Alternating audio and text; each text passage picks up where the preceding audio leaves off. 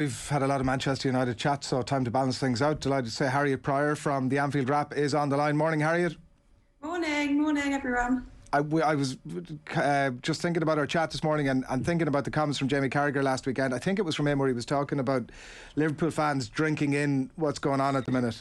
And I wondered, like, in a real sense, because you can get very caught up with like what's happening in any given moment, and your opportunity to step back from that and go, actually, this is a golden era for Liverpool at the minute. Are you feeling that fans have that sense?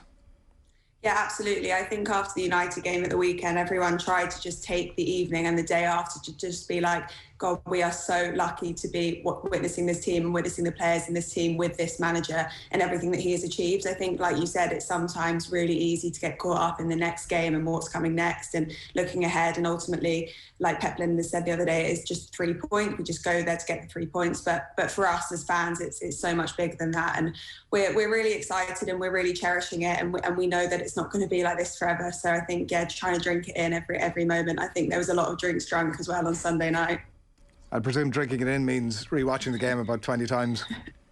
Yeah, honestly, I've rewatched the highlights so many times, it's actually ridiculous. But no, and all the media around it has been amazing, and it's just really, it's a moment in time, isn't it? Like that just doesn't happen every day. You do not ever go to Old Trafford and score 5 and have that amazing atmosphere. I think I wasn't lucky enough to be there, but a lot of my colleagues were, and they were just saying it's sort of once in a lifetime experience, and the atmosphere in the ground felt just incredible. So very jealous everyone was there, but I managed to sort of drink it all in through them. It does feel like a lot of the analysis afterwards has been about how bad United were. I presume that's leaving Liverpool fans saying like they were that bad because we're that good.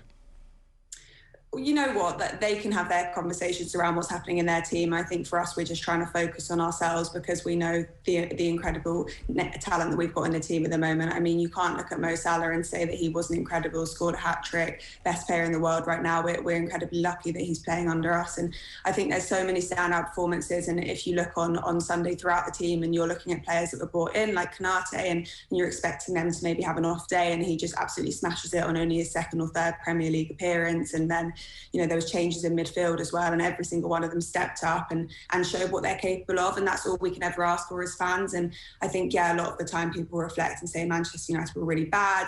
There definitely was elements of that. We all know that they've got a lot of problems to sort out, but equally we punished them. We took our opportunities. There's a lot of times in past seasons where I think we've been there and we've been the better team, but we haven't managed to score, or we've come away with a point. And this time we meant business, and we knew we could come away with all 3 and do so convincingly, and that's exactly what we did.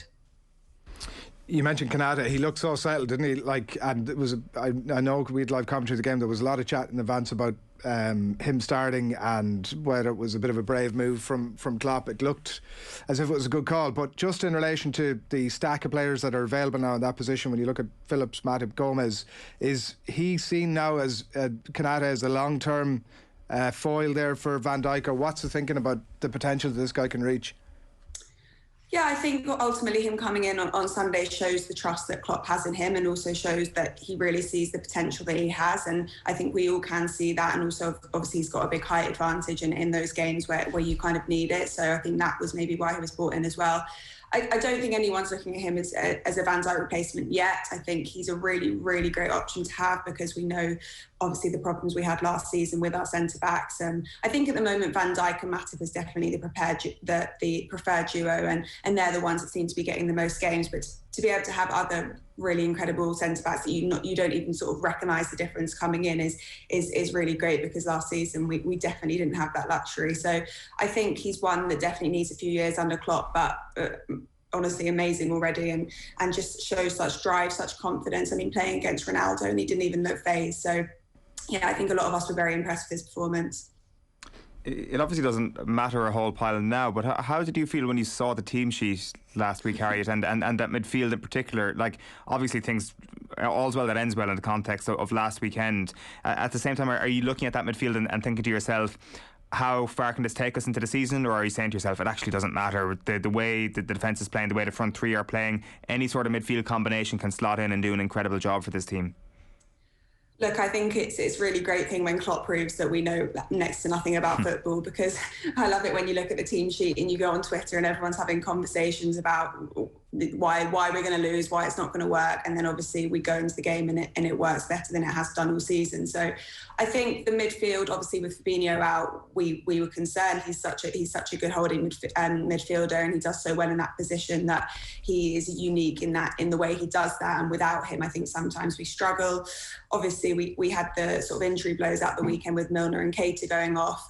So I think it sort of remains to be seen what happens. But there's a lot of conversations around Liverpool and our midfield, and it's such a difficult midfield to play in, is what I would say, because we have such a distinct style and our defensive line plays so high, and we've got 3 world-class forwards, so it's a very difficult place to slot in. But I think now we've got a few boosts. We've got Firmino hopefully back this weekend. Curtis Jones is back now, so Henderson is still seems to be fit, and Kate is not as bad as we first expected. So I think there's a lot of positivity around it, and maybe not as bad as we expected. Because some of the conversation last season was not only about the absence of Van Dijk and Gomez, but also because of the fact that Fabinho and Henderson had to be pulled back into midfield. And I guess, if anything, this is just proving the importance in particular of Jordan Henderson. Not that it needed any proving to Liverpool fans, but just what a vital midfielder he is in terms of adding that extra layer of protection, amongst other things.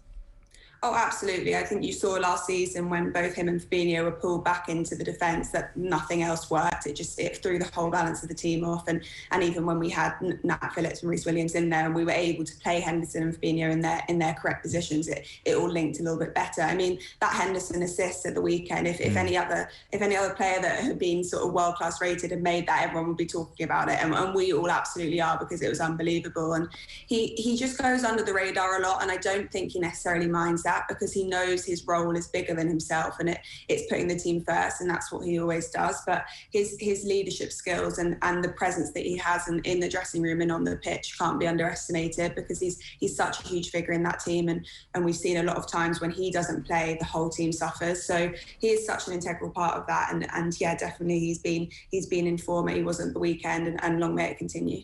It's sometimes a little bit tricky to nail down what exactly Klopp's first choices are in certain areas of the pitch. And the front three is obviously something ever since the arrival of Diogo Jota, which has been a really good debate, because there's been 4 real options there. But does the selection of Jota last week suggest to you that maybe he slipped above Mane in the pecking order? Because I think the conversation has moved away from Jota versus Firmino over the last couple of weeks. Yeah, I think that is interesting, because we a lot of the time say it's always going to be Salah, Mane, and then we're thinking, who is the third one going to be? I think I don't necessarily think it's a ranking above or below thing. I thought it was an interesting move to leave Mane out at the weekend. I don't think that's going to be the case every week. I think he will retake his position this weekend and moving forward. But it's really good to have that fourth option, and one that when he comes on into the side, you're never worried. And I think with Jota, what he brings is the ability to score goals in a lot of different ways. I mean, he's even scoring headers, which doesn't seem like it would fit his physique and stuff. And he's scoring really good headers and getting those sort of goals where they're just tap-ins or they need just someone on the end of them, and he's always seems to be in the right place. So I think we're very lucky that he's had he's just come in and he's clicked straight away in our team. Does that mean that he's necessarily ranked above or below Firmino and Mane now? I don't think it's sort of a ranking thing, but more that we need the strength in depth, purely because we play so many games. We're still in the League Cup after beating Preston. We're playing, Champions League, Premier League, and it all starts to ramp up around Christmas. So I think none of them are worried about getting too much game time. Although I'm sure Mane was frustrated that he didn't start in such a big game at the weekend. I can imagine. And the thing is, obviously on the Firmino front, things have, as I say, changed quite a bit. As with regards to him being the most vulnerable of the classic front three to Jota. But obviously there was that hat trick against Watford. But it seems almost this week that the stock's just gone up another level, because everybody's talking about Ronaldo and how bad he is at pressing and how bad Manchester United are pressing, and everybody's talking about how amazing Firmino is in that department. When you look around at the other top 4 teams, are you kind of licking your chops, almost looking at maybe the likes of Lukaku and Ronaldo, who are a more out and out number 9, who don't exactly offer that level of work rate or that little bit of something different that perhaps Roberto Firmino brings to Liverpool? Yeah, I was actually writing my column on it this week because I think him in the false nine position is just something incredibly unique and something we're very lucky to have because, like you said, his work rate and his sort of defensive play as well as his attacking play is out of this world. And I think Klopp said at the weekend, if someone needs to write a book about how he's interpreted the false nine position because it is so clever and it's so smart. And I think what I love about Firmino is he's completely unselfish. So he's often the one that makes the ball the second to last ball rather than the assist or rather than getting the goal. And obviously we know he can score as well. He got that hat trick, but he's very much a team player and he likes to see he's got a really good sort of sense of where everyone around him is at all times. Like, I think that's what you're getting at the moment. These players are seeming to link really well together and Firmino is sort of the linchpin of that. And when Firmino has a good day, generally it just seems like the rest of the team have a good day. So obviously we've been playing without an out-and-out striker for quite a while now, but you do look at other teams and you think, I think obviously Chelsea are doing very well at the moment. Ronaldo, I don't think is the key to all Manchester United problems, but it does seem to be working really well for us. And that high pressing game is something that I'm really enjoying. And I think when you look at the game at the weekend when Manchester United tried to press us high, they left so many gaps in defence, and that was when we were able to break through. So I think you see it done not that well, and then you think, wow, we do it really, really well in comparison to that, and how great is that? Harriet, just you mentioned a little earlier on about Henderson's assist and how, a different player would suddenly be seen as, this is one of the greatest passes ever been made. Is there a bit of, like, when you tie that in with, Salah, is Salah the best player in the world? Every Liverpool fan will tell you that he is, and suddenly everybody else has a bit of a debate about it. Or like the Trent Alexander-Arnold stuff for England last year. Like, is there a bit of that about the Liverpool mentality that sort of everybody is against us and we're going to win all this despite them? I don't think there's a mentality that everyone is against us. I think we just find it quite, I'm using probably the wrong word, but that everyone sort of rules us out. I think there was the predictions at the start of the season, and it was the Sky Sports pundits, and not one of them predicted that we'd win or come second in the league. I think one of them had us in second, and I think we just enjoy saying, okay, well, we're going to see what everyone else is saying and see what everyone says we're not going to do well, and then we're going to do the opposite and absolutely smash it. So I think when you're looking at players like Henderson, I'm not even sure he's that fussed about the exterior and then the conversations that are going on, because he knows how much we value him and he knows how much within the club he's valued. But I don't think we've got a sort of us against them mentality at all. I think we're just trying to do our best, and within the fan base, I think everyone is so jubilant at the moment and in such a good mood that we're just chatting about ourselves. Honestly, we're not even looking at the league at the moment or what other teams are doing. It's just a really nice elated bubble to be in after the weekend, and hopefully it continues. Before we leave you, the Salah contract situation sort of rumbles on. What's the sense of what's delaying this, Harriet? Is it that a concern that a 29-year-old Salah is different from a 32-year-old Salah, which seems like a reasonable enough sort of discussion, or is it that he's looking for too much money? Or what's your sense of why this is delayed?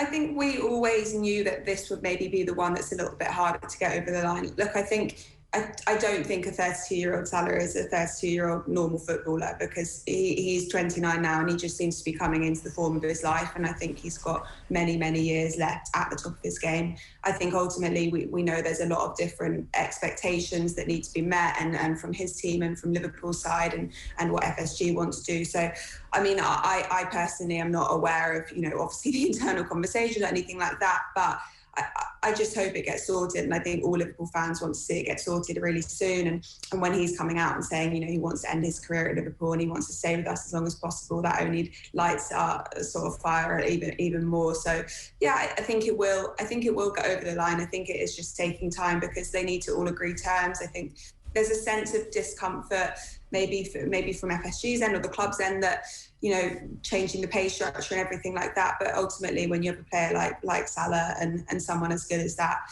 I think shifting things and making exceptions is no bad thing, because he is absolutely incredible and will be at the top of his game for many years to come, we believe. Yeah, and life would be too perfect if Salah was signed up. That'd be... It'd be just too much. Too much happiness in one week. Exactly. We can take that, I think. Harriet, thanks a million. Thank you so much. Harriet Prior there from the Anfield Wrap. Now, Liverpool fans, stay tuned because you won't want to miss our next Cadbury FC Roadshow. We're going behind the scenes at Anfield with the legendary Liverpool striker Robbie Fowler. We're also going to be joined by the Liverpool captain and Irish international Niamh Fahey, and the former Liverpool midfielder and former Liverpool physio Richie Partridge. It's all with thanks to Cadbury FC and their club partnerships, granting you behind the scenes access at the Premier League's biggest clubs, coming soon to OTB Sports channel. So stay tuned for all of that.